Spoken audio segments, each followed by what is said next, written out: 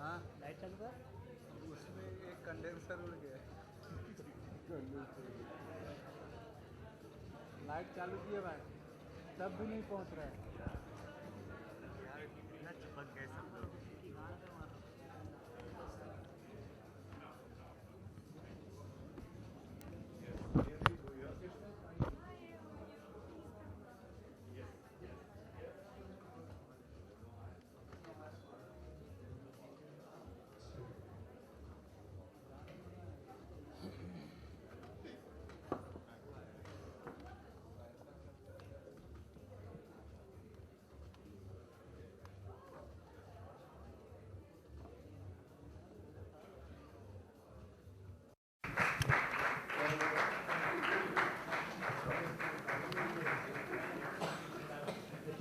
अरे मधल्या बाजू रे.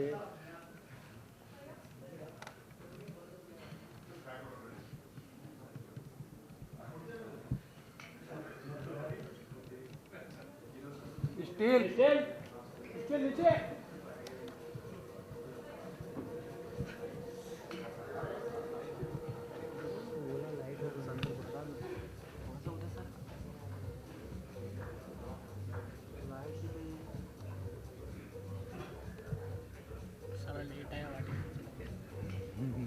Good. लाइट एकदम देख रहे हो, कुछ दिखाई नहीं दे रहा. लेकिन ऐसा चिल्ला रहा तुम. लाइट लाइट नहीं मिल रहा है. घर में जाकर कुछ नहीं मिलने वाला है. अपना ये राजकुमार. हाँ लाइट नहीं मिल रहा है. I don't think they've got any more lights. Face दिख नहीं रहा है. Sure, go ahead. Sorry. Light नहीं मिल रहा है. Very good. अरे यार फायर करके खा जाओ. लाइट दिख रहा है क्या देने के लिए? कोई है नहीं. और तो लाइट ही नहीं है. दिख रहा है कि बंद करके रखा है. ना लाइट ना ऑडियो. कहाँ से लगाएगा लाइट? क्या दे रहा हूँ एलईडीज कितना मिले. So, does Amir Khan know that he looks different on the song? It's very interesting. You've got a wonderful life. You travel all over Europe, looking for a location, then you finally settle in Belgium. No, actually, that was my assistant, Karan, who traveled over. I wish I could have done that. He traveled 3,500 kilometers across Europe. I only land up, only in Bruges, straight. Okay. How do you finally then decide that this is going to be? Does it happen through a process of films that he shot, your assistants have shot for you? Is it through a process of also watching that location? For example, Bruges is a well-known place because of the other film in Bruges. See, everything starts from the script. What does your script demand? So, in PK, Anushka is supposed to be studying in some country in Europe. And going by the scenes, what we needed was, as Karan mentioned, was a place which has got an old world charm. It's got those old cobble streets, a town square, and water canals. So the first stage is you start obviously hunting for locations on the internet. You kind of browse all over the places, and there are many countries who come in also. They have film commissions who provide you pictures. So the first elimination happens on that stage. So we kind of found a few countries, and that's when Karan went out on a journey. And so we actually almost had zeroed down on Italy, where we found water canals were in Venice. But what was happening there was that we didn't find all the locations in one place. Like the canals were in Venice, then the town square we wanted was in Verona, the mountains were somewhere else, and so we had to really travel a hell of a lot for all those places. Till I saw the images from Bruges, and it just seemed like the right place where it had the canals, it had cobble streets, the town square, and everything that we wanted was in one place. And when we went and shot there, it was just fantastic. even if I tell my people now, they all would jump up and they say, we all want to go back. Because nobody was really even traveling. We would get up in the morning, everybody had bicycles, and they would come on to location. Even Anushka, Sushant, all those people would cycle around, leave the bike wherever they want. In fact, Sanjeev lost a couple of bikes. He had to pay for it. And so that place has such an old world charm that for me, even watching this now was a huge amount of nostalgia, and I just want to go back again. In fact, I will do it as soon as the film ends. I want to go back and now, without worrying about the shoot, stay there. So does that mean that your next film will also be Bruges or somewhere? God will be very happy if that happens. How does it feel as a filmmaker? You arrive in a location, because this is really the first time that you're shooting your past 3 films, hugely successful, but all shot here in India. And now, a sizable chunk, so to speak, going abroad. Was it another dimension to your experience? Was it easy to get people clear off the streets, or, you know, just to make the whole thing happen as you had it in your head? Yeah, you're right. This is the first time I've shot outside. And that also finalizes the script rights you to a place. So, since I've never shot, my initial worries were, okay, how will this whole process be? How will the visa happen? Which is the line production company will be shooting there with? Who are those people? Are they honest? Are they good people? Will I have trouble with them? Will I find the equipment? So, obviously the first stage was visas, and we happened to bump into Pinky, who's there she is. And I think Sanjeev called up the consulate, and she lined up in office, and she then introduced us to Carl and Edward, and they made the process of visas so easy for us. So we didn't really have to worry about how the unit would go, how the equipment would go. Then the next interesting thing happened was the line producers were there. We were in fact talking to a couple of people, and then finally we ended up working with a company called Zar Films. And they turned out to be such fabulous people.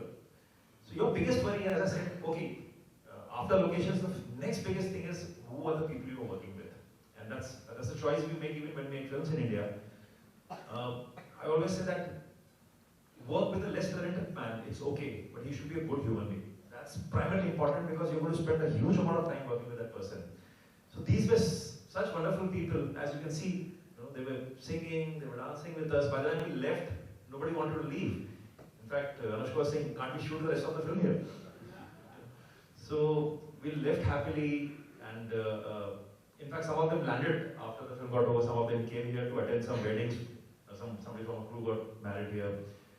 So all in all, it was a wonderful experience. Yeah, Totally positive experience. Yeah. It's going to be one for the memory books. Yeah. Something you just said, good human being. And you've always portrayed shades of this, how good can a human being be? How does one start to really be a good human being, which you've also done and explored? It's a theme you seem to explore a lot, isn't it? Lagero Munavai also did that. How to be a good human being. I mean, the 3 Idiots was also about just doing good. Yeah, you know what the question is. You know. I'm very political. Is there another exploration about being a good human being in PK? I don't want the story. See, Abhijat is here. Abhijat, we write together. And I think somewhere deep down, I guess you guys are probably activists at heart. And so it's not a conscious effort to say, oh, we are going to make a film, we are going to preach people, how should we be a good human being. But that's happened by and by. If you're talking about 3 Idiots, which is a film about colleges, education became an integral part of it. So similarly in PK, yes, there is, in fact, tackling a big issue, a very big issue, which I think is very relevant to today's times. But we've done it in a way that it's entertaining. You always have to sugarcoat the message. If you don't sugarcoat the message, nobody's going to, walk to the theaters and watch your film. Nobody wants to be given a moral science lesson, Especially when you pay 200 bucks, 300 bucks to buy a ticket, you don't walk in and say, oh, model science? No. So you entertain them, and by, if you can, in a layer also say what you feel like. And these are things we strongly felt about. So that's the way we've been doing it all the time. Yeah, 3 back-to-back successes. The 2 Munnabai and then 3 Idiots. What's the pressure like in your mind? It's coming up now. PK is just there. Yeah, I need all those beers. I need all those beers. I need a bit more first. All those beers. Carl, I hope you got some more beers tonight, apart from just that outside. Okay, we're looking forward to the Belgian beers, but what's the pressure like? You know, I think this is something we do to ourselves. If I go back and look at my first film, when I made the first film, I was under no pressure. I made the film, my friends saw it, my family saw it. I went home and slept. Friday morning, I woke up at 2 in the afternoon when one of my assistants called up. He says, should we go to the theatres and see how people are reacting?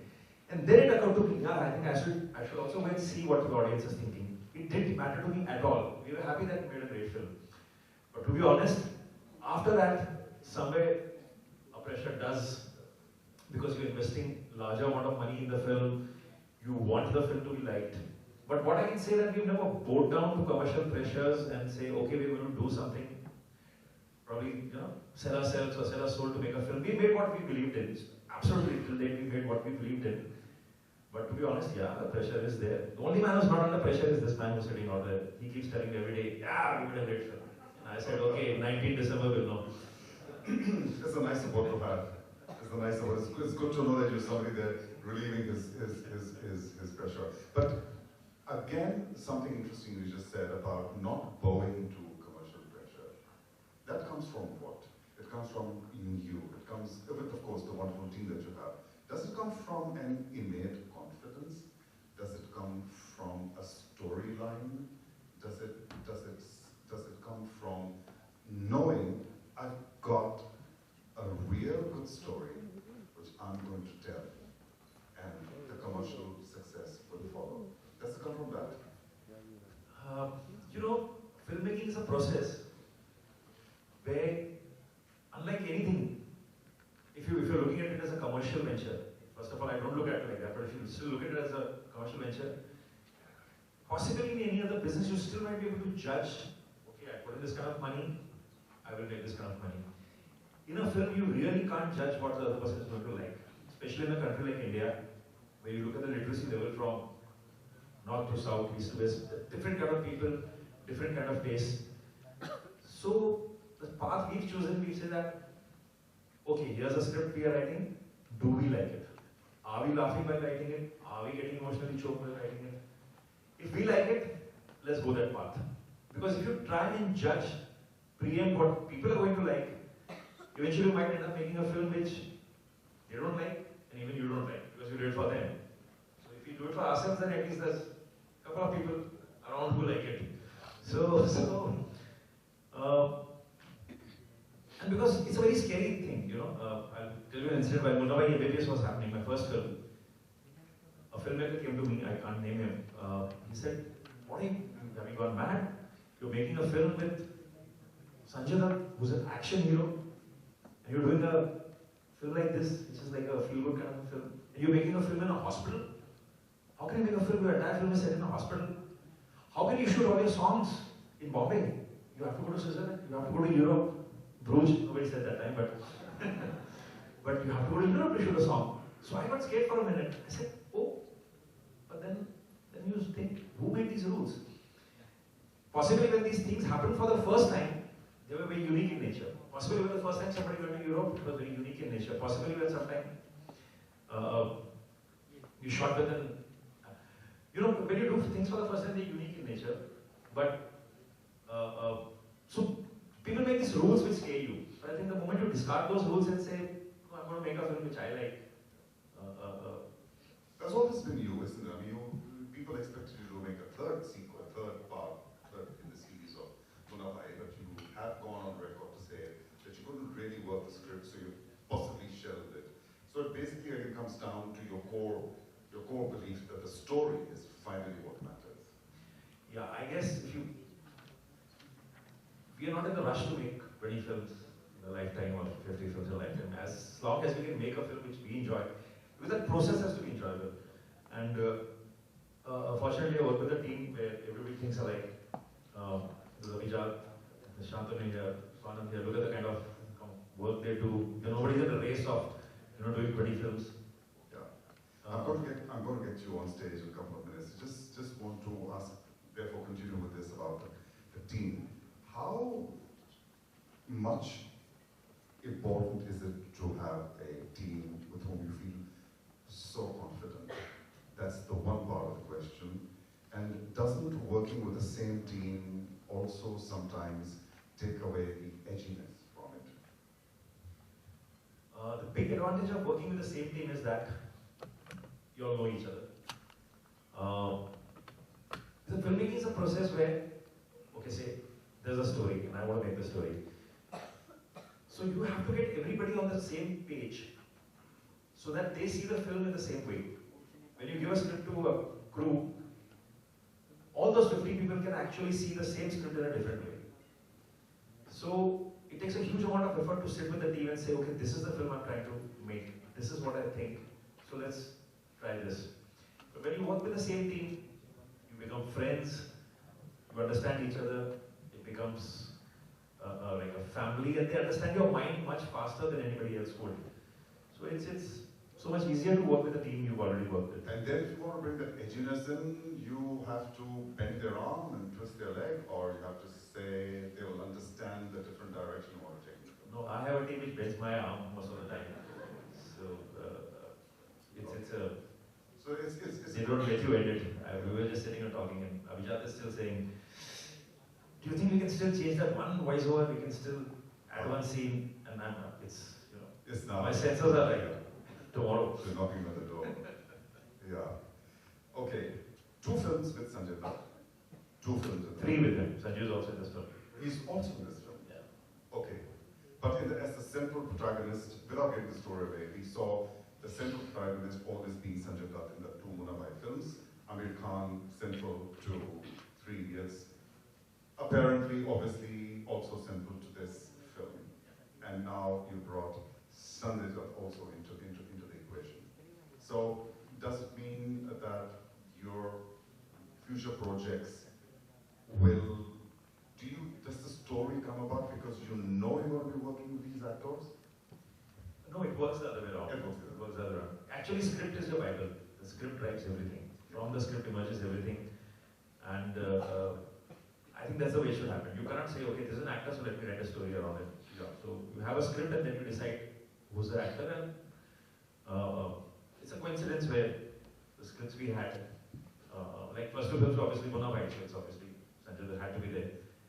And these 2 films were such that Amir was just the right person. Why Sanjay had to be there? Okay, let me tell you an anecdote.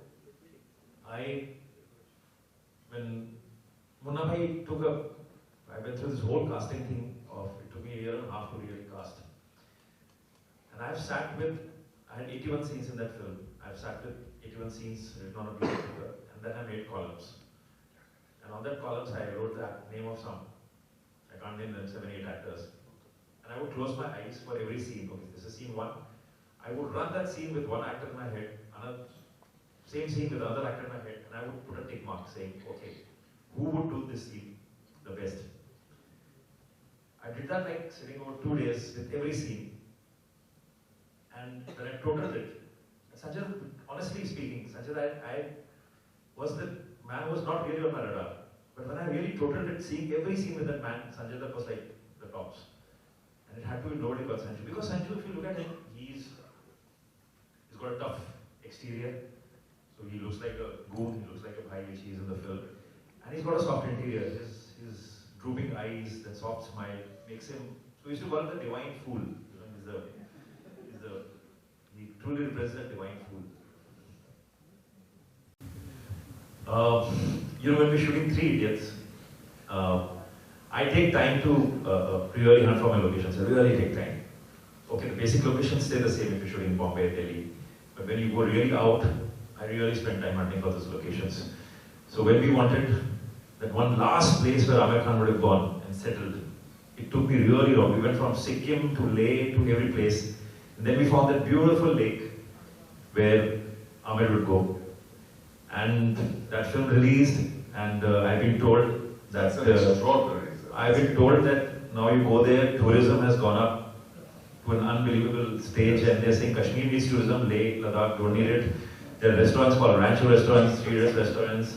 There are tours around it, and so I really can't say that we are going to do that. But all I can say is I hope, because we've taken a huge amount of effort to find Bruges, and to me it's a very pretty place with lovely people, and I would like to go there all the time. My whole team wants to go there. They want to take a holiday after the film. So I assume with the amount of people who's going to see this film, we can do the same for Bruges. But I don't think really we need to do that for Bruges. Bruges is a place where all this thing will happen automatically.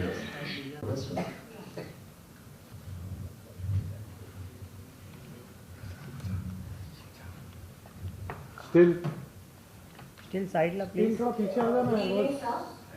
So it's a known fact that Amir Khan is turning 50 next year. And although a lot of young actors are coming, but it's still ruled by the Khans. So what keeps them going, even at this age and to be the lead? What is your experience like? I don't know whether I can answer that. What keeps him going? I have to check what vitamins he has. But I guess he's a man who is passionate about what he does. He lives his dreams. And when you're passionate about things, you're happy with what you're doing. And I think that happiness keeps you young, keeps you driven.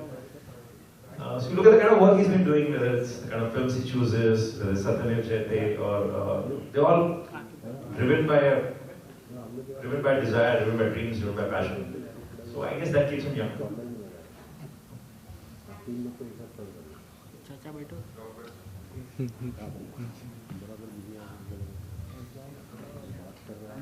Rajuji, question I'd like to ask you is, of course, since this is a press conference and a lot of people from the industry are going to watch this in the news, do you have a message for the producers and directors in Bollywood on if they are choosing to shoot in Bruges, whether, how convenient it was for you, or how would you like to promote it to Bollywood right now, as in, to the people who are looking forward to shooting it over there, shooting their forthcoming projects in Bruges?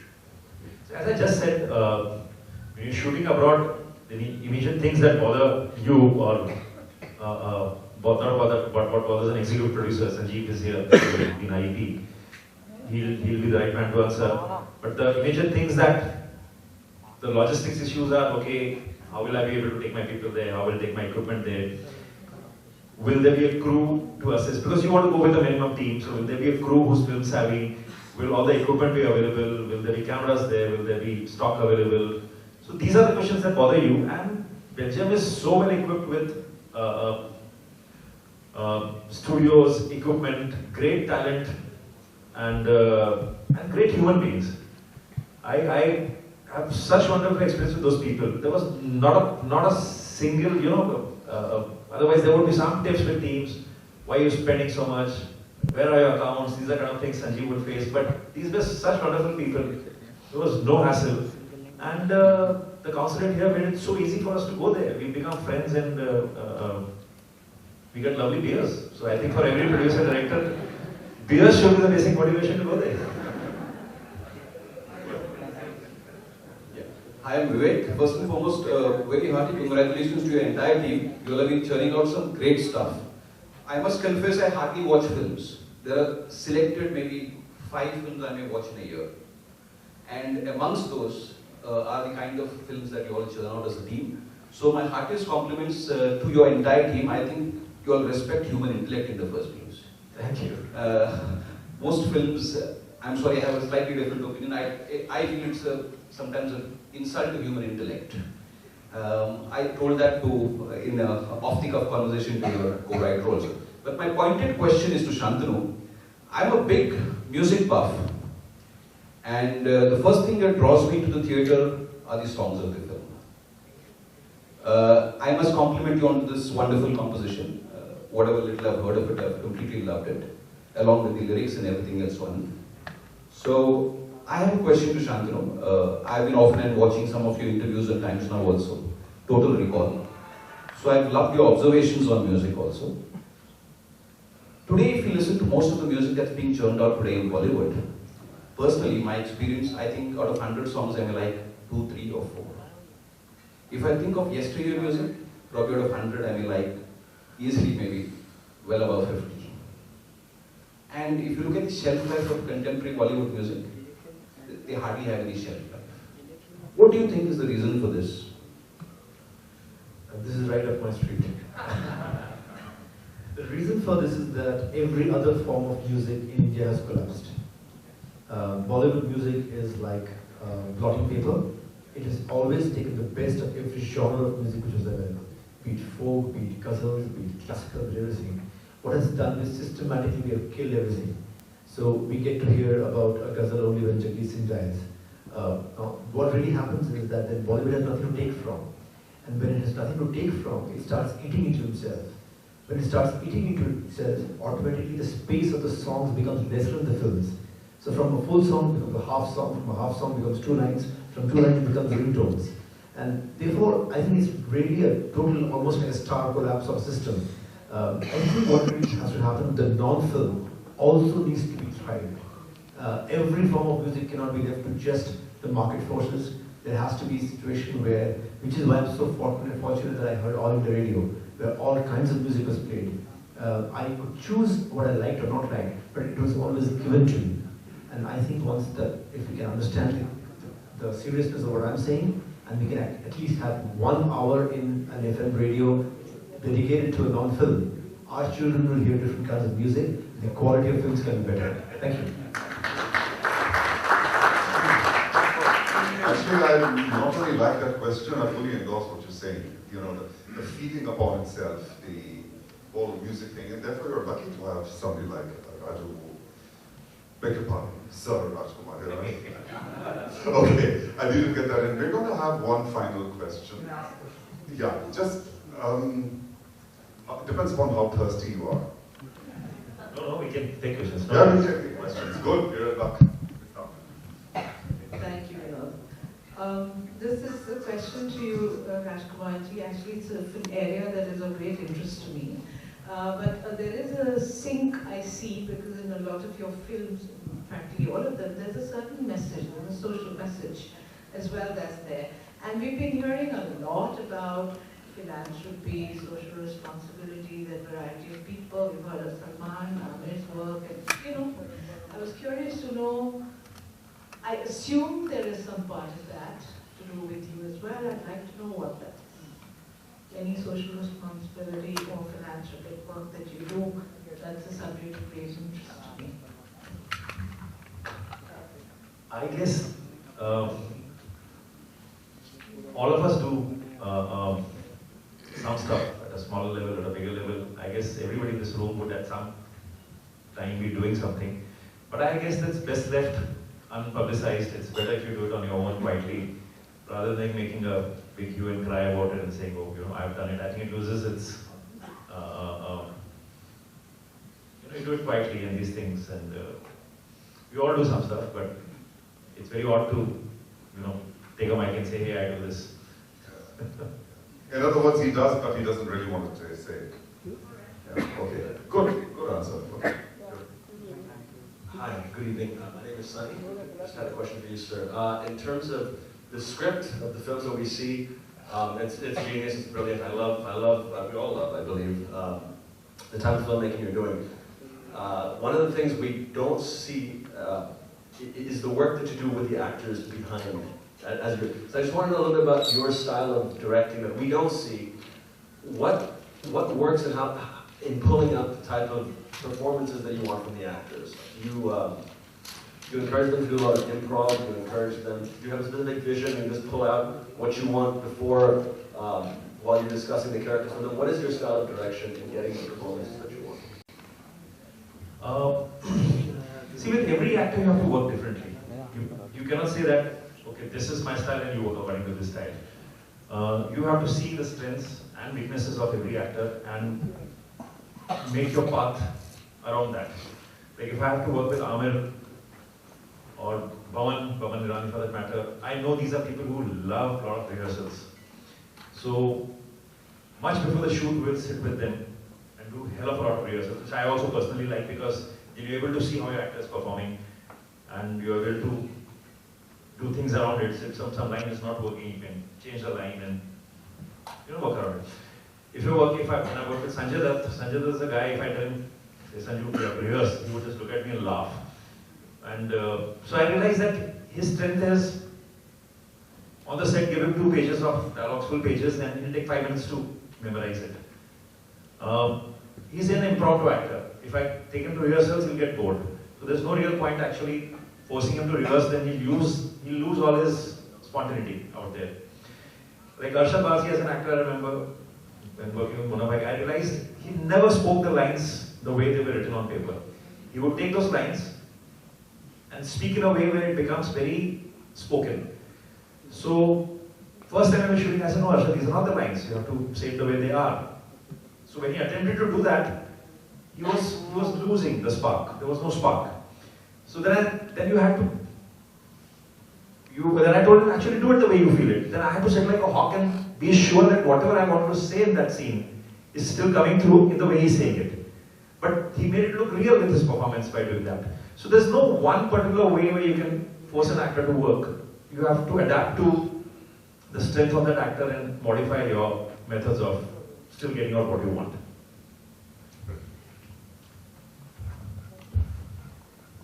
He's some remembering.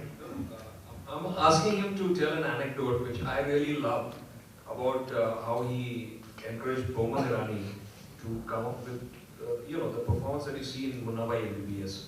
And there's a very pivotal moment, actually it's a cliffhanger of a story, I'll tell you. You're talking about that, yeah. See what happened with Baman? Baman was, that was his first Hindi film. He used to do a lot of plays. And he's an English-speaking actor. He used to do a lot of English plays. So, the first day of shoot, we had Baman Hirani and Sunil Dutt, Sanju's father, who was coming after 16 years.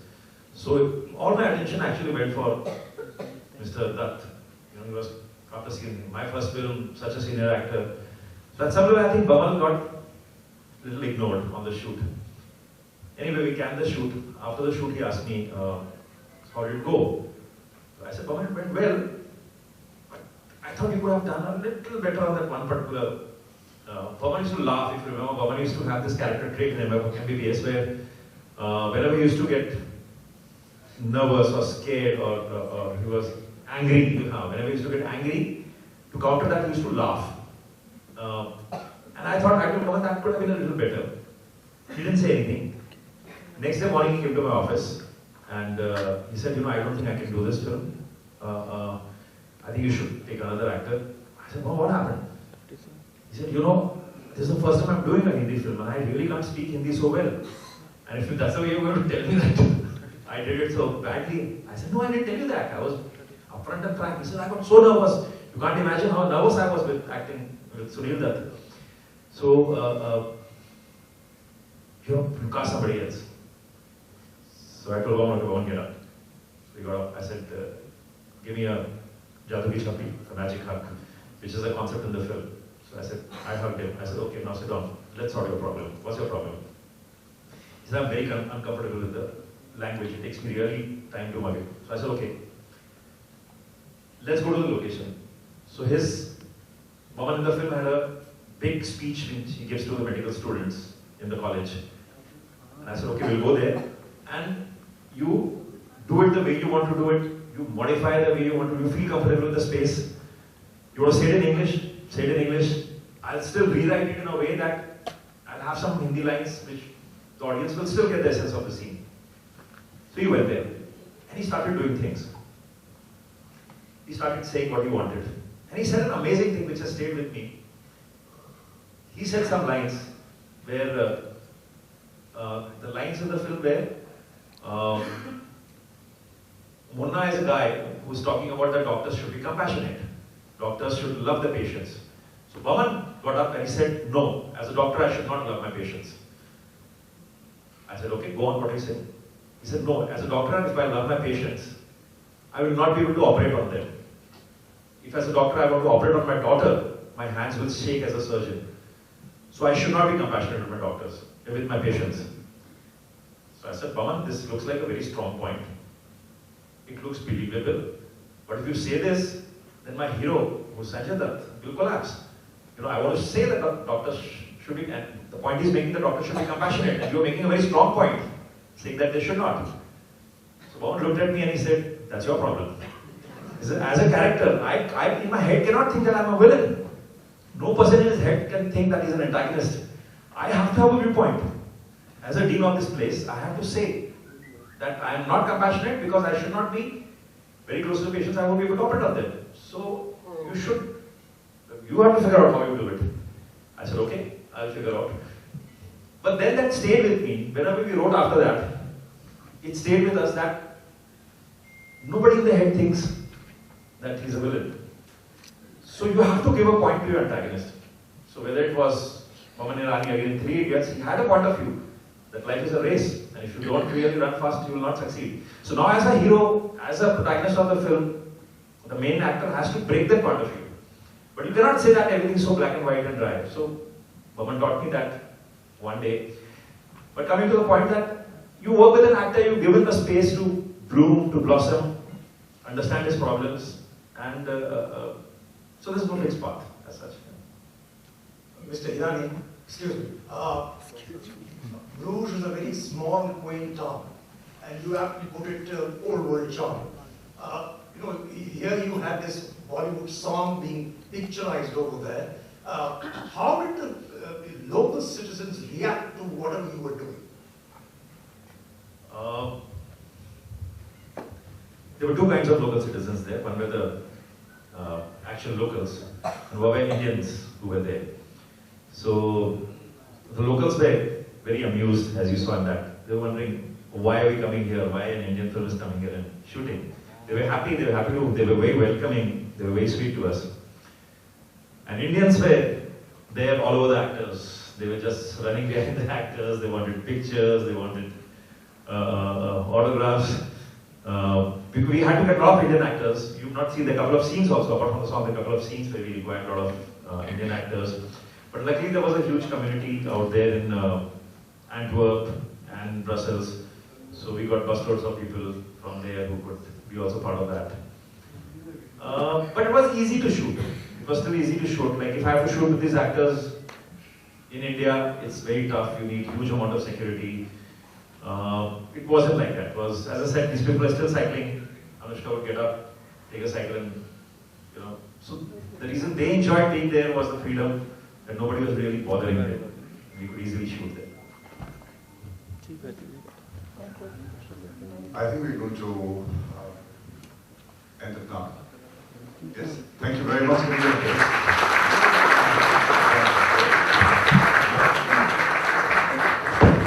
We're going to run the film, the song one more time. Thank you very much. That's really wonderful.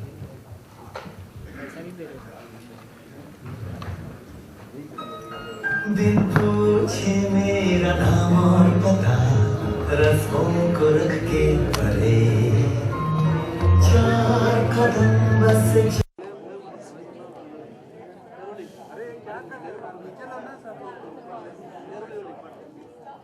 कोई दिखेगा नहीं तो सबसे पहले तो काफ़ी खूबसूरत गाना था और काफ़ी खूबसूरत शहर में किया गया है। कैसा एक्सपीरियंस था शहर? ब्रूज एक बहुत ही खूबसूरत शहर है और लोग बड़े प्यारे, लोग बहुत अच्छे हैं। हम लोग गए वहाँ शूट करने के लिए और मन कर रहा था कि पूरी फिल्म ही वहीं शूट कर गए, लौटने का मन ही नहीं कर रहा था। आमिर खान को लेके जाने के लिए नहीं सोचा आपने? नहीं, वो कहानी ऐसी है कि कहानी के हिसाब से जाते हैं ना। कहानी ऐसी है कि आमिर का वहाँ नहीं होना था और अनुष्का और सुशांत का वहाँ होना था, तो उस वजह से वो आए। अच्छा, आपने बताया कि फिल्म रिलीज पर है, काफ़ी नर्वस हो, तो क्या कहना चाहिए कि कितने बबल्स आ रहे हैं? नहीं, रिलीज़ पे हूँ, नर्वसनेस तो होती है हमेशा, हर रिलीज़ पे एक नर्वसनेस होती है, पर खुश भी बहुत हूँ कि मुझे लगता है कि हमने अच्छी फिल्म बनाई है और लोगों को लगेगी अच्छी। अच्छा, आप फिल्म के लिए अपनी ऑडियंस को क्या कहना चाहेंगे? नहीं, ऑडियंस से कहना तो कुछ नहीं चाहूँगा, यही कहूँगा कि उम्मीद यही रखता हूँ कि उन्हें अच्छी लगे। एक फिल्म बनाई है हमने, काफ़ी वक्त लगाया और चाहूँगा कि उन्हें अच्छी लगे।